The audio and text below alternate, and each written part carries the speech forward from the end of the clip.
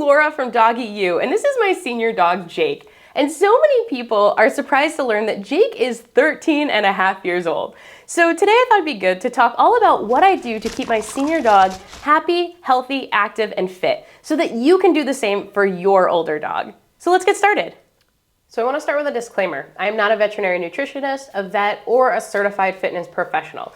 What I am showing you is just the things that I do to keep my dog healthy and safe, and I work with a team of professionals to make that happen for him. So I want you to make sure that you are also working with the appropriate professionals to keep your senior dog active, fit, and safe. So let's start with food. I got Jake as a rescue. He was approximately 2 years old and found tied to a trailer with inadequate food, water, or shelter, which means those formative years of his life, he probably did not have good nutrition. So I am trying to feed the highest quality diet that I can afford for him so that he can have great nutrition for the rest of his life, even though he might have not had it when he was first growing up. So what does that look like for me? I feed a variety of foods to my dogs. So that means that I feed a high quality kibble, I feed a dehydrated food, and I feed raw. Because I travel a lot, I have to make sure that my dogs can eat a variety of different things because I may not be always able to bring raw on the road.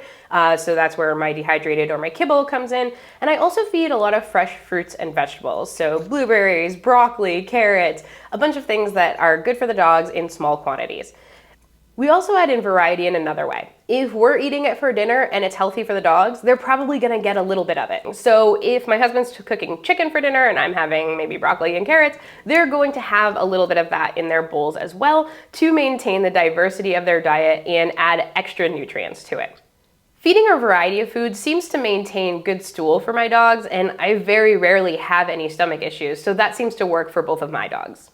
So let's move on to supplements. Both of my dogs are on supplements. I want to be clear that nobody is sponsoring this. These are just supplements that I personally buy for my dogs, but they might not be the ones that are good for your dog. So definitely consult with your vet before you make any changes to their diet.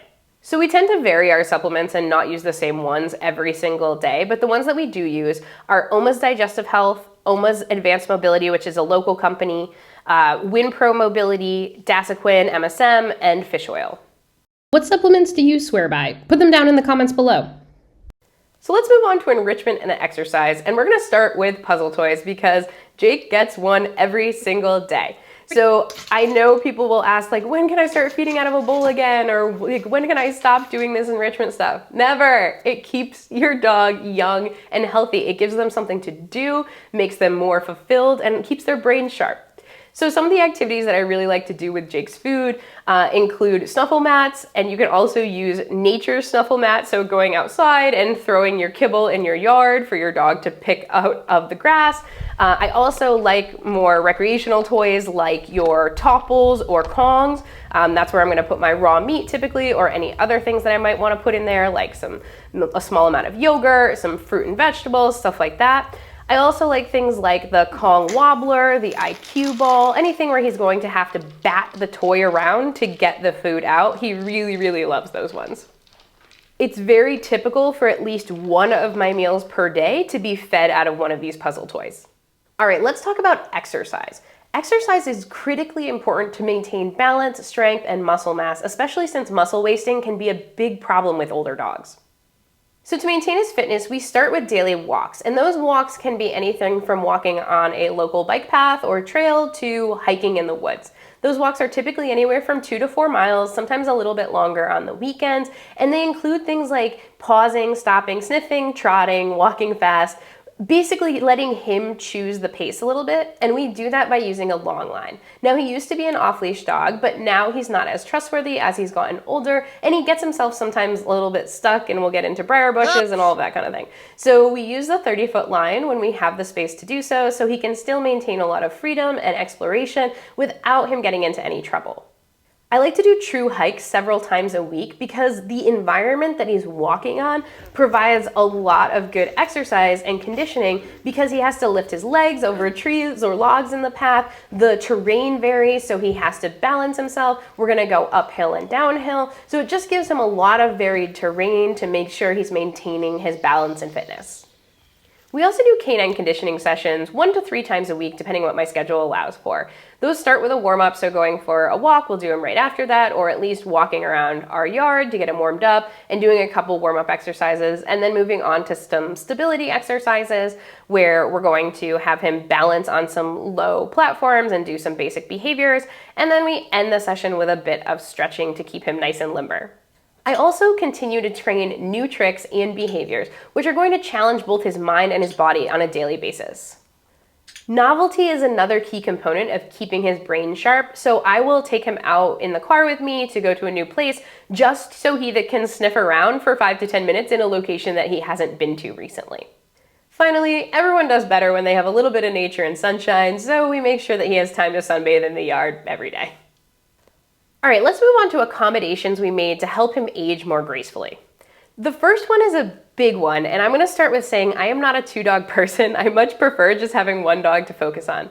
But I will say that around 8 years old, Jake was kind of starting to get a little bit, not depressed, but his activity level had decreased quite a bit. And now that was 5-6 years ago. We got a puppy. And I would not recommend to everyone that getting the puppy is the right thing to do. It was something that I wanted to do for my professional career. But I will say that adding the puppy in, even though it was a bazillion times more work, really got Jake up and moving more. And he's not actually a dog that enjoys playing with other dogs that much, but something about having the puppy in the house, a little bit of play, a little bit of competition, just more engagement in general seemed to really perk him up and has kept him feeling young longer. So not for everybody, but for us, that seemed to be a key component to keeping him young and healthy. Something really interesting we found since I travel so much is that when Cool Whip is gone, Jake plays significantly less, even just with himself. As soon as Cool Whip comes home, he'll grab a toy and start playing, not to engage with her, but just kind of playing around with himself. So we did find that it also keeps him active in that way. So along with that bigger life change that is not for everyone, we also made a lot of changes to the environment. So the first thing that we did is we put down rugs, non-slip matting everywhere. So we have that in the hallways, throughout the house, and we even got a bigger carpet in the living room. Putting down non-slip flooring for your dog basically helps them both with traction, so making sure if they're trotting or running through the house, they're not going to slip. And then it also gives them some purchase when they're trying to get up and down off the floor. Fortunately, he's not at the point where he needs any other extra assistance than that, but there are options if your dog is struggling to get up from the floor. Hey friends, quick pause here so you have time to boop that like button. Jake, Whip, and I would be so grateful. And if you're liking this type of video, I would love it if you'd consider subscribing to the channel. When I get new subscribers, it lets me know that I'm putting out the type of content that people are looking for. And that's what I'm trying to do here. So if you have videos that you'd like to see, make sure you put them down in the comments below so I know the types of things you'd like me to create. All right, let's get back to it. Early on in his life, we also started assisting him with jumping in and out of the car. One of the times that I was in PT with him, one of the people that I was working with said that jumping out of the car is one of the most difficult things on the dog's body and can cause long-term damage. So we do an assisted jump in out of the car with him, and then as he got older, we helped him get into the car as well to make sure he doesn't slip or hurt himself. Outside of putting rugs all over the house, I'm also just generally conscious of the surfaces he's walking on and making sure he's not going to slip and fall. As he's gotten older, he's still got all of that cattle dog energy and craziness without as many preservation skills, so I'm always watching out for him to make sure that he doesn't make any mistakes. So for instance, he'll get really excited about food, and if I'm near the stairs, it would be really easy for him to put a foot off the stairs and maybe have an accident. So I'm conscious about what I'm doing and how that might affect him when he's not as conscious of how his body is moving. We've also put water bowls in different places as he's gotten older. We used to just have one bowl that they drank out of, but as he's gotten older, he seems to drink just slightly more. So we make sure that we have them in a couple places. He never runs out of water, and when we leave the house, he always has water either in his crate or in the bedroom with him. He also seems less able to thermoregulate, so he gets a little bit hotter in the summer, a little bit colder in the winter. So that means that we have a dog jacket that we use more often with him, even at slightly higher temperatures than we did maybe when he was younger, as well as a cooling vest, which I'll link that down below, that we use when it's warm out, and we're just very conscious of temperature for him as he gets older. Like I mentioned before, he also seems to have lost any self-preservation that he had in his younger years, so we do have equipment to keep him safe as well.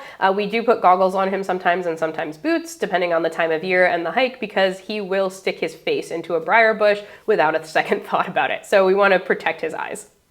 Speaking of his eyes, Jake sleeps on the bed with us at night, or he's free to sleep on the bed or his bed on the floor, and he seems to be a little more hesitant about jumping up in the dark, which means his night vision is probably going, which can be one of the first things that go with older dogs. So when he is trying to get up on the bed, and I'll talk about how he gets up on the bed as well, but we shine a light so that he can see where he's going, and then he jumps right up.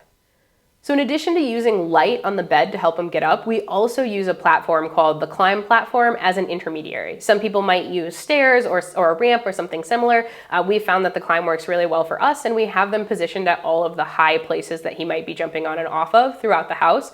I love that he can jump onto the lower surface and then jump onto the higher surface. We did train him to do this, and he always uses that route. And then next to the KLIMB, we also have a bath mat on the floor. I mean, you could get something prettier probably, but basically we have a non-slip mat. So he goes from non-slip mat onto the non-slip KLIMB, up onto the bed and back down. And that keeps him safe and injury-free.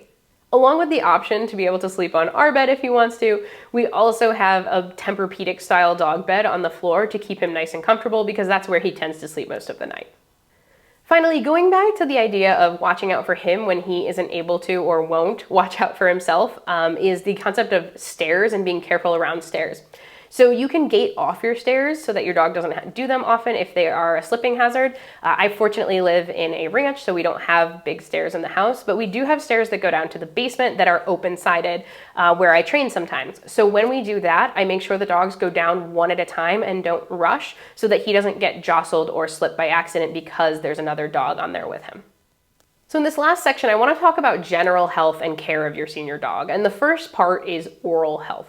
So in an ideal world, you're going to brush your dog's teeth every day. I don't know about you, but I don't live in an ideal world, but kudos to those of you that do. So tell me down in the comments below how often you're brushing your dog's teeth, but I try to do it as frequently as possible. And when I'm not able to, I also use throughout his life a lot of raw, meaty bones. Now, there is risk associated with those bones, and you want to consult with your vet, especially for aggressive chewers. And in his lifetime, he has cracked a tooth and had to get it removed. So I'm going to put that disclaimer out there. And also, the use of those bones has kept his teeth really, really clean. So risk and benefit, I'm not telling you to do it at all. So the best option would be to brush your dog's teeth every day.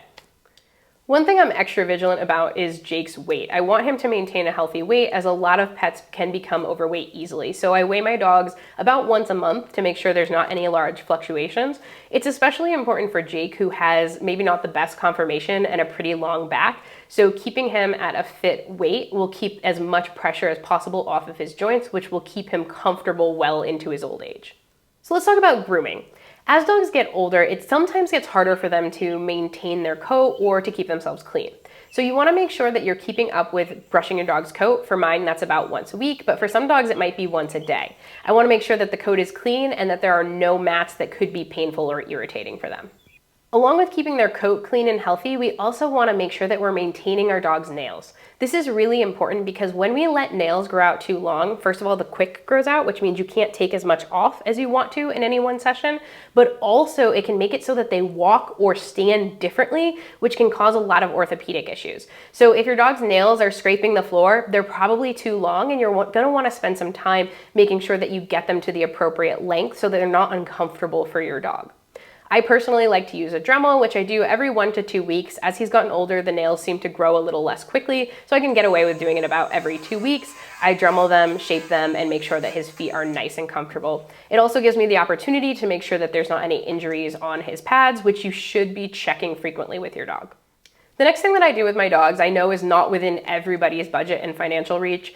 I don't have children. A lot of my money goes to my dogs. So the things that I do to keep Jake healthy is, first, throughout his life, he's had chiro and physical therapy whenever he's needed it. We got into a car accident at one point. He had a good 6 months of physical therapy and chiro to make sure that he was feeling well. And we do that with professionals, which is where I developed some of the different activities that I do with him.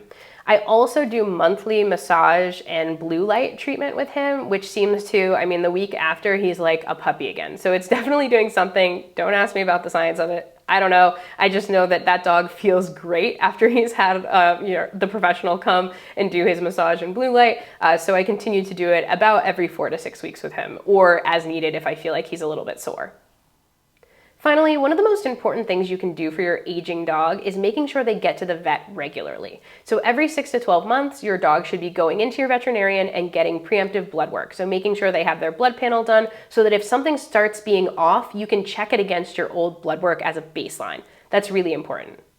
You want to find a vet that you really trust and click with, and also respects that you know your dog well and you're able to tell when something is off. I am fortunate to work with the best veterinarian ever, who has been with me through a lot of health issues. But remember, as your dog ages, they're probably going to need more veterinary care. So finding the correct vet can really be a lifesaver for them. All right, I know I said that the last section was the last section, but this is actually the last section.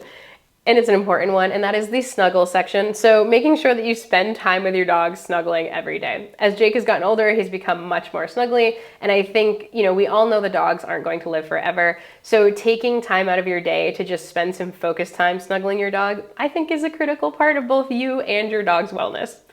All right, everyone, if you like that video, make sure you hit that like button and subscribe to the channel. And if you want to support the channel further and learn more about dog training, check out the DoggyU community at patreon.com/DoggyU. There we do a live Q&A every month. You have access to my exclusive video library, as well as a bunch of other special topics and live streams that are exclusive to Patreon members. You can check that out by clicking on the link below. And if you like this video, you'll probably like this one too, so make sure you click on it. All right, y'all, you have an awesome day and happy training.